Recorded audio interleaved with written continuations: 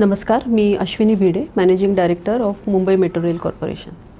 काल 26 मेला सकाळी 9:30 ते 10:30च्या दरम्यान मुंबईमध्ये जो अतिवृष्टी झाली आणि एका तासामध्ये जवळजवळ 90 मिलीमीटरचा पाऊस पडला, त्याच्यामुळे मुंबई मेट्रो लाईन 3 या भूमिगत मेट्रोच्या आचार्य अत्रे चौक या स्थानकामध्ये पाणी शिरलं। त्याची दृश्य प्रसारमाध्यमांनी प्रसारित केली। ती पाहिल्यामुळे लोकांच्या मनात थोडीशी भीती आणि शंका निर्माण झाली असू शकते। त्यामुळे त्या संदर्भातील वस्तुस्थिती सांगण्यासाठी मी आपल्यासमोर आहे। मुंबई मेट्रो लाईन 3 या भूमिगत मेट्रोचा 22 किलोमीटरची लाईन आपण कमिशन केलेली आहे। त्याच्यामध्ये 16 स्थानकं आहेत आणि गेले काही दिवस दररोज 45 ते 50 हजार लोक या लाईनवरून प्रवास करतात। त्यापैकी सर्वात शेवटचं दक्षिणेकडचं जे आचार्य अत्रे चौक स्थानक आहे ते कमिशन करत असताना त्याच्या एकूण 6 एंट्री एक्झिट्सपैकी आपण 2 एंट्री एक्झिट्सचा कमिशन झालेले आहेत। उरलेल्या 3 एंट्री एक्झिटचं काम अजूनही तिथे चालू आहे आणि ते काम पूर्ण होण्यासाठी 2 ते 3 महिन्यांचा कालावधी लागणार आहे।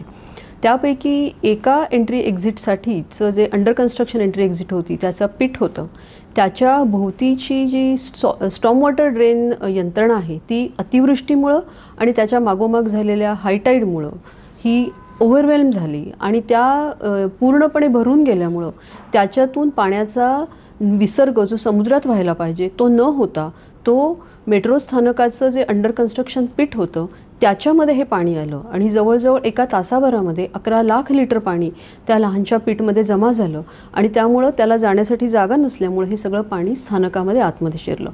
या स्थानकाच्या एंट्रीचं कन्स्ट्रक्शनचं काम चालू असल्यामुळे त्याच्या बाहेर एक बंडवॉल तयार करून आम्ही निरोधन यंत्रणा ठेवलेली होती, परंतु त्यामध्ये इतकं पाणी वाहून थोपवण्याची क्षमता त्याच्यामध्ये नव्हती।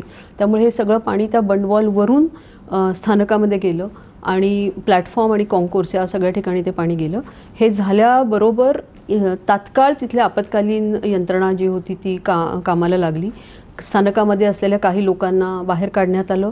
इतर जे काही SOPs होत्या अशा परिस्थितीमध्ये करायच्या त्याचंही पालन काटेकोरपणे केलं गेलं। स्थानकाचं ऑपरेशन तात्काळ थांबवण्यात आलं आणि मेट्रो मार्ग हा त्याच्या आधीच्या स्थानकापर्यंत म्हणजे JVLR पासून RAJVLR पासून ते वरळीपर्यंत फक्त चालू ठेवण्यात आला। तथापि या मेट्रोला त्याचं रिव्हर्स करण्याची जी फॅसिलिटी आहे ती आचार्य अत्रे चौक स्थानकाच्या पलीकडे आहे। टनेलमध्ये ट्रॅकमध्ये पाणी नसल्यामुळं ह्या ट्रेन्स पुढेपर्यंत जाऊन तिथून टर्न बॅक करून हे जी मेट्रोचं कार्यवहन होतं ते तसंच चालू राहिलं आणि कालसुद्धा जवळजवळ 40,000 लोकांनी प्रवास केला। ही एक कधीतरी घडणारी अशा प्रकारची घटना होती आणि अतिवृष्टीमुळं आणि कमी कालावधीमध्ये झालेल्या खूप जास्त संततधार पावसामुळं आणि मेट्रो स्थानकाच्या एका या एंट्रीचं काम अद्यापही चालू असल्यामुळं त्याच्यामधून हे पाणी आत आलं। तथापि त्याच्याबद्दलची योग्य ती दक्षता त्वरित घेण्यात आली। अशी घटना पुढे होऊ नये म्हणून एक कायमस्वरूपी यंत्रणासुद्धा तिथे निर्माण करण्यात येत आहे आणि हे स्थानक आम्ही आत्ता सध्या जे बंद आहे ते पुढच्या 1-2 दिवसामध्ये आपण पुन्हा कार्यान्वित करत आहोत। परंतु यामध्ये हे भाग लक्षात घेतला पाहिजे की जी स्थानकं पूर्ण झाली आहे, जे टनेल पूर्ण झाली आहे त्या सगळ्यामध्ये या अतिवृष्टीमुळे कोणत्याही प्रकारे पाणी गेलं नाही, किंबहुना कालसुद्धा आणि आजही लोकांनी त्याच्यामधून अतिशय सुरक्षितपणे प्रवास केलेला आहे। त्याच्यामुळे याच्यामध्ये दिसणारी दृश्य ही थोडीशी शंका निर्माण करणारी जरी असली तरी लोकांनी त्याच्यामध्ये कुठल्याही प्रकारची भीती किंवा गैरसमज बाळगू नये हे या निमित्ताने मला सांगायचं आहे। काही वेळेला असाही प्रश्न निर्माण केला जातो की जर ह्या 2-3 एंट्री एक्झिटची कामं अद्याप अपुरी असताना सुद्धा हे स्थानक आपण प्रवाशांसाठी खुलं का केलं? कारण हे स्थानकाचं काम सगळं पूर्ण झालेलं आहे। 2 एंट्री एक्झिट्स ज्या आहेत त्या प्रवाशांसाठी सध्या जी रायडरशिप आहे त्यासाठी त्या पुरेशा आहेत। त्यामुळे ह्या लक्षात घेऊन वरळी की आचार्य अत्रे चौकापर्यंतच्या सुद्धा ह्याची कनेक्टिव्हिटी व्हावी या चांगल्याच उद्देशाने या स्टेशन आपण कार्यान्वित केलेलं होतं आणि आत्तापर्यंत त्या स्टेशनवर अत्यंत योग्य रीतीने कामसुद्धा चालू आहे।